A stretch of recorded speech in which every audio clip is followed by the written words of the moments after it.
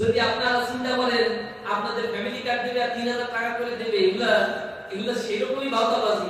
যা এর আগে একটা দল বলছিল 10 টাকা দরে চাল, 5 টাকায় কাঁচা জাল, ঘরে ঘরে চাকরি। পারছে দিতে? 10 টাকা দরে চালের কথা বলে 50 টাকাও মানুষ ঠিকঠাক মতো চাল কিনে খেতে পারতো না। 5 টাকায় কাঁচা জাল কেনার কথা বলে 500 টাকায় কাঁচা জালের দাম কিনে মানুষকে কিনতে হয়েছে। ঘরে ঘরে চাকরি দেওয়ার কথা বলে বাংলাদেশে এখন পর্যন্ত 30 লক্ষ বেকার আছে। বাংলাদেশের দারিদ্র্য সীমার নিচে ডিজিটাল বাংলাদেশ গড়বে বলে 6,40,00,000 মানুষ এখনো দারিদ্র্য সীমার নিচে বসবাস করছে। আর ওদিকে $240 বিলিয়ন পাচার করে নিয়ে চলে গেছে। আবার যারা নতুন কার্ড নিতে চায়, মানুষকে ফ্যামিলি কার্ড দিয়ে প্রতারণা করতে চায়, তারা ওই ফ্যামিলি কার্ডের নামে টাকা স্যাংশন হবে, আইনা নিজেদের ঘরের মধ্যে ডিস্ট্রিবিউশন করা, বহুতল ভবন বিনির্মাণ করবে, জনগণের ভাগ্যের পরিবর্তন হবে না।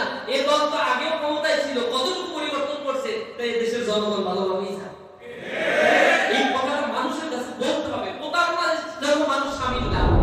তারা যে পরিমাণে ফ্যামিলি কার্ড দেওয়ার কথা বলছে, আমি হিসাব করে দেখছি, এই ফ্যামিলি কার্ড ক্যালকুলেশন করলে অবস্থা গিয়ে দাঁড়ায় বাংলাদেশে যা বাজেট পায় তার থেকে বেশি টাকা তুলে নেবে। বাংলাদেশে আর কোনো হাতে টাকা ব্যয় করা লাগবে না। এটা যে স্পষ্ট প্রতারণা, এটা তো বোঝাই যায় যে শুধু একটা খাতে যদি টাকা ব্যয় করে কিন্তু সব সরকারি কর্মকর্তারা বেতনই পাবে না।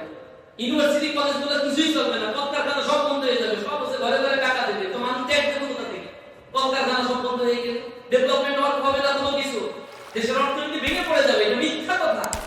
মানুষকে প্রতারণার একটা পলিসি তারা গ্রহণ করছে শুধুমাত্র ভোট কেনার জন্য। একবার ক্ষমতায় যায় তারপরে ব্যাপার, এরকম একটা সিচুয়েশনের মধ্যে তারা নিয়ে যাচ্ছে।